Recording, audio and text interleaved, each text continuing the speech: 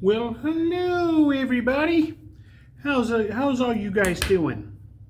Sorry it's been taking me a while to get back to this. I've bought a couple of motorcycles, planning a trip on the big one. And yes, definitely I'll be taking, I don't know if I'll be taking this, but I'll definitely be taking my Veronica SQ and probably my AE1. But anyway, hopefully I'll have lots of pictures to take from there. And I did get some pictures back from the Veronica SQ, which I still need to do a video on, but they are on my Instagram, down there, whatever. Anyway, but today we're going to talk about the Canon T80.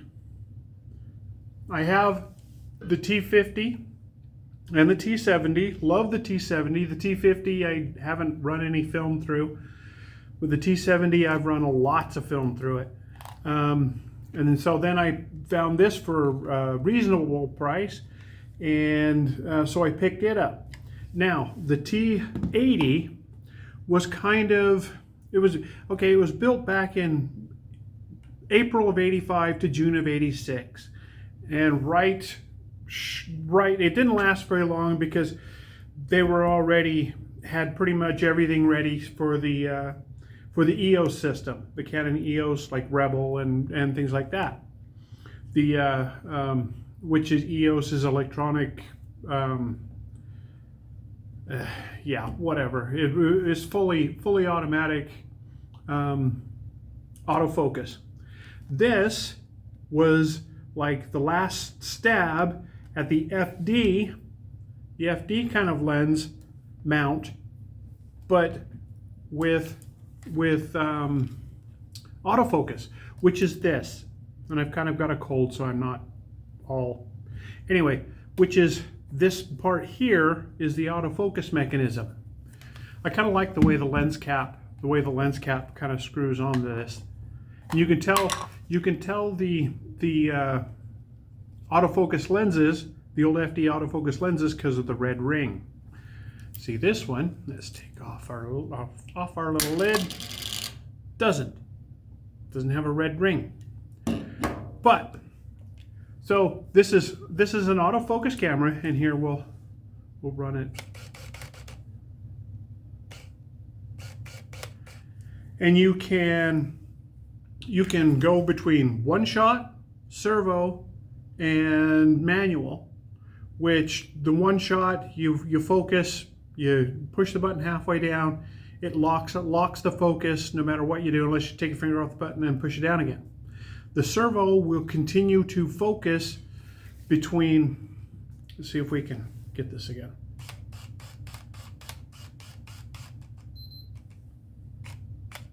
Can you hear it continue to focus as I'm bringing it closer and closer?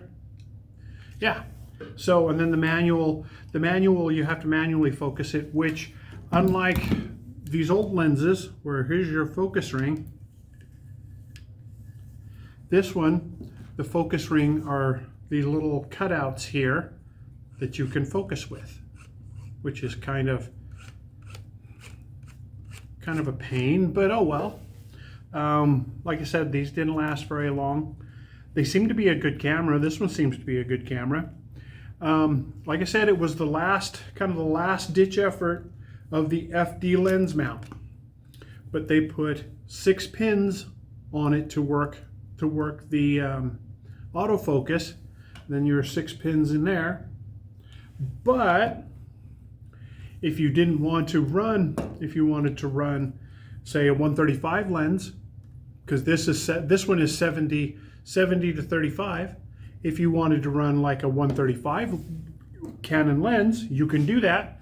In fact, this is the old FD with the, I think they used to call them the silver ring lenses. And you just, like you would any other Canon camera, you line up the dots, you push, it rotates, and you got it locked in. And it will, if you have it on on your lens, it will act just like if it was this lens, only you have to manually focus this one. Now the lenses you could get for this was the 35 to 70, and this is how you zoom it, 35 to 70. You can also go like macro, down to macro focusing as well by, there we go, macro focusing as well. See, there's your macro. So you got the 30, 35 to 70. You could also get 50 millimeter lens, 50 millimeter 1.8. This is 35 to 70 and 3.5, 4 to 4.5. The 50 millimeter is an f1.8, just like this 80. This is an awesome lens. I'm glad I picked it up. Paid a whole $10, mostly because of this ding on the ring here. See that ding? But that's just a filter. Let's save this awesome lens. And then you could also get a 75 to 200 millimeter f4. They were all autofocus with the red ring, yada yada yada. You can't make this autofocus on any other camera but this, because it has to have the input from the camera to tell it to autofocus. But you can run all of your old FD and FDN lenses. Ooh, that's pretty cool. Anyway, now on this, the only way to get bulb mode out of this, because the shutter speeds are between 1,000 or 1/1000th of a second and 2. The only way to get bulb mode on this particular camera, you can't do it with this. And as a side note, you don't see an aperture ring on here like you do all the other FD Canon lenses. But the only way you can get bulb mode out of this is if you put on this old lens, and then you select your aperture, and then see where down here it says a B. That's gone to bulb mode. Let's see if we can get that back. Drop the B. So the B goes away. B means bulb. So now you can set your aperture where you want it, and it will hold the lens open, the shutter open, until you let go, and then it will advance. And also, this is well, let's see, the 70, the T50, had power advance, but you had to manually rewind it. You had a rewind knob here, just like all the old A series Fs and blah blah blah. The T70, it would power advance, and then it would also, you could go down here and you push the little button, that button in, and then slide it over, and then it would auto rewind. So, and then on the back you also have, this is off, this is auto, and this is timer. Now you can also get a power or a command back for this, and you can actually kind of break this camera out. But there's no way with this lens, not with this lens, but with this lens, unlike the 70 and the 90, the T70 and T90, what am I blinking? Oh, unlike the T70 and the T90, oh yeah, that's because I rewound it. You can't set your shutter speed or set your aperture.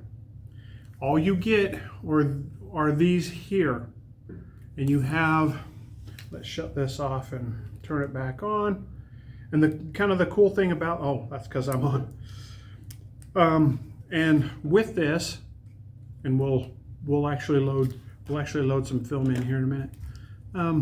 You turn it on. If you've opened the back, well, and once you open the back and then close it, then it will run your film in. So by the time it stops doing that, you are at frame 1.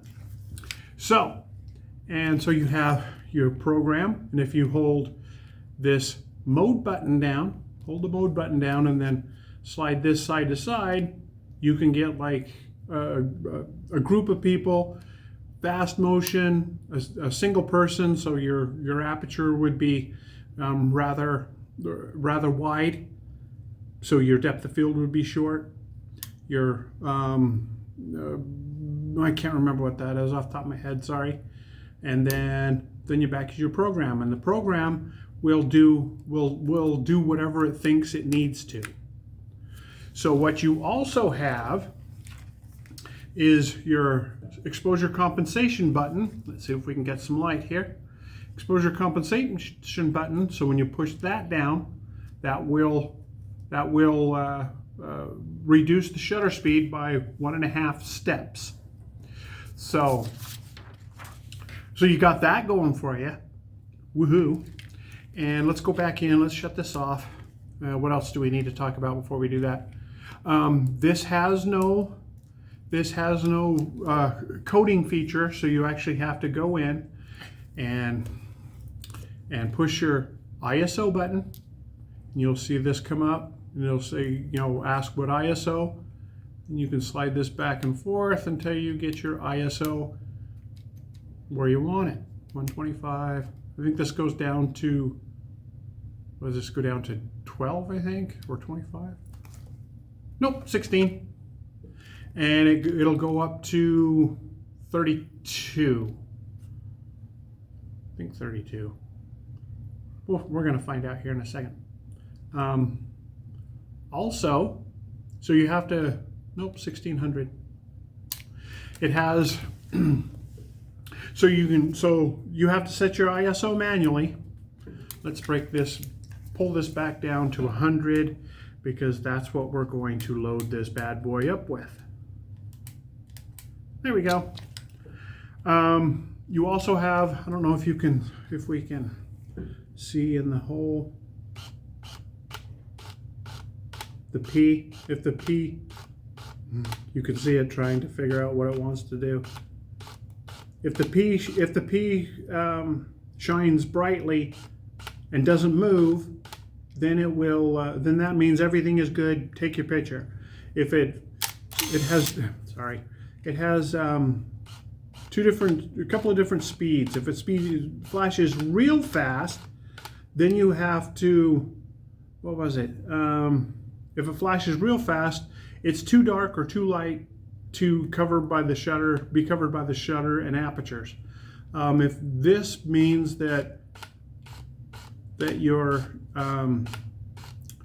shutter speed is slow enough that you probably ought to mount this on a tripod, because it'll pick up the camera shake. There's also, if you put on a, what is it, 244 or 277 flash, it will couple to it, and it will come up with a little lightning bolt in here, tell you that the flash is charged. What else? Sorry, can't remember. Cold. And if you need to check your batteries, there's the BC, which is battery check. And if it's three lines, that means your batteries are good. And speaking of which, this batteries go under here, and this one takes a AAA, and oddly enough, I got this camera with the batteries in it, and they seem to be pretty good. They haven't failed me yet, but then again, I got this on Saturday. So, and then the way you open it is you put your tip of your finger in there and rotate it till it stops, and it's locked. Now, for putting film in this, we'll shut this off. Now, like I said, there's no pins for the coating, so the camera doesn't have any idea what film you put in it, because there's no pins to read, which is kind of odd, because by this time I think everybody had it. But then these are your pins for your data, your command back, which I think I'm going to get for this, plus the little remote. Let's see, what was it? The remote trigger that they have for it, and probably the 50mm lens. But anyway, let's take this off so we can lay it flat. Now, and it has the metal shutters that go up and down instead of like the cloth shutters on the A series that, you know, went from right to left or left to right. But this one is a metal shutter. Still only 1/1000th of a second is the fastest it'll go, the quickest it'll go. And we are loading some 100 T-Max, and this T-Max is actually still in date.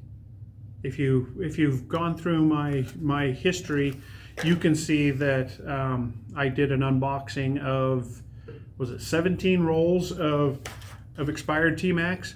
I am still using that. In fact, I've got in my AE1 and my AV1, I still have a roll each of the expired, and I've been shooting it, love it. It takes great photos. But I just grabbed a fresh roll. So now what you do after you've got it out of your little cuppy deal, let's see if we can. So what you do is you push it in from underneath, kind of rotate it over. Now what you have to do is, you see this orange dot right here? Unlike like your A1, AE1s, your A series, your F series, blah blah blah, this will auto feed. So you bring it over and you line it up with the orange dot, kind of push it down in, and then when you close it, you lock it closed, you turn on the power, and it's ready on number 1 to start shooting. And I am going to shoot this, and like I say, I've got a trip coming up at the end of a solo trip at the end of October, and I'll probably end up taking this with me to shoot. And also, you remember the AV1? Let's see if we can, you probably can't see the lines, but the AV1 had all those grids through the mirror. This has the same thing. The AV1 just told you when it was in focus. This one uses the grids to actually focus. You have, let's see if we can, up underneath you have, probably can't see it, a couple of sensors up underneath that will, you know, regulate between or read between the lines and tell you whether you're in focus or not. And this has pretty much the same capability, only through the pins it will autofocus the lens by itself. As you could kind of see, it hunts a lot. Might have been because I had it on regular instead of macro. But anyway, and I usually shoot manual, except for this. I don't think I'll shoot manual with this much window of control, unlike this. I was really lucky to get this lens. It's an 81.1.8. See if we can focus it. An 81.8. I paid $10 for it. Like I say, probably because I had that. Oh, and speaking of that, you can put hoods on this, filters on it. It's a, what is it, a 55 or 52? Probably a 52, like everything else. Canon has. But anyway, it'll take a filter, and it'll take a hood, and then it comes with this interesting little lid.